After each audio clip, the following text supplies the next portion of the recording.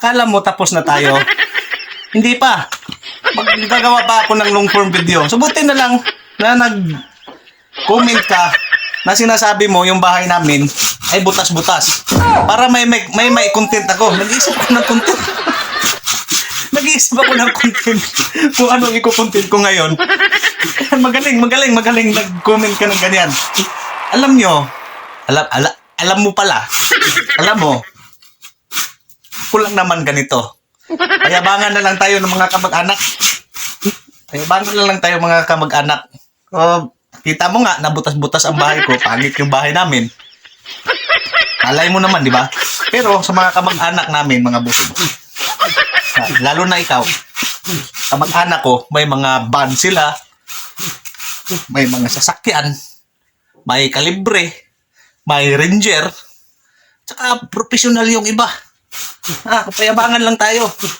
Kala mo wala akong pagmamayabang sa'yo. Mga kamag-anak namin, mga tita ko, malalaki yung mga bukirin. Palayan. Ang laki. Hektarya. Mayroon silang maraming sasakyan. Mga pinsan ko. Payabangan na lang tayo ng mga pinsan, Ano mo? Mga pinsan ko, mga profesional yung iba.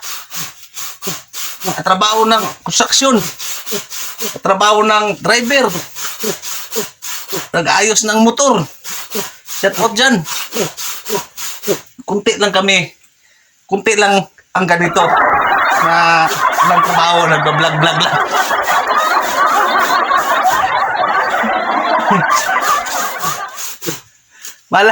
Malay mo naman, boss. Pero salamat sa comment mo. Dati, kinokomendahan din ako dito na ang bahay ko ng baro-baro.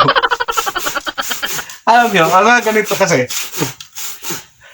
Masarap magkaroon ng comment na ganyan kasi magkakaroon ka ng idea para may maki-content ka. So at least naman, bossing, sa totoo lang, kahit ganito ang bahay ko, boss, at least hindi ako nakikitira sa magulang ko. Hindi ako nakaano sa nila. Hindi katulad mo na na-stock kita.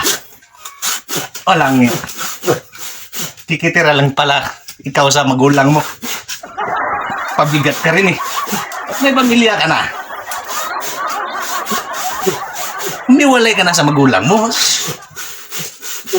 Umayaw ka sarili mong paa. Hindi yung pamilya ka na, pabigat ka pa rin sa magulang mo. Tapos panay ka sa social media, panay pintas ka sa mga makikita mo. Ano yung mga kung sino pa yung may pintas pa siya sa akin. Kung sino pa yung mga alanganin, sa totoo lang, yung pa mga pintasiro. At yung mga walang magawa sa buhay. Di ba? Ay. Alam mo yung gagawin ko, boss? Kaya ako nagsibak ng kahoy. Alam mo yung ulam ko ngayon masarap. Tuka ng baboy. Yung kahapon, iinitin ko lang. Kala mo wala akong ipagmamayabang, Payabangan lang tayo ng mga kamag-anak. Lahat ng mga kamag-anak ko, halos. At may mga sasakyan ng profesional. Malaki yung mga lupain nila. Samantalang kami, meron naman din. Pero hindi naman sa akin yan. Sa mga magulang ko yan. Lupa nila. Kasi mga bossing, pag hindi conjugal yung lupa ninyo, mga boss, na binili ng mga magulang nyo nung sila na silang dalawa, mag-asawa, hindi para sa inyo yan. Hindi sa inyo yan.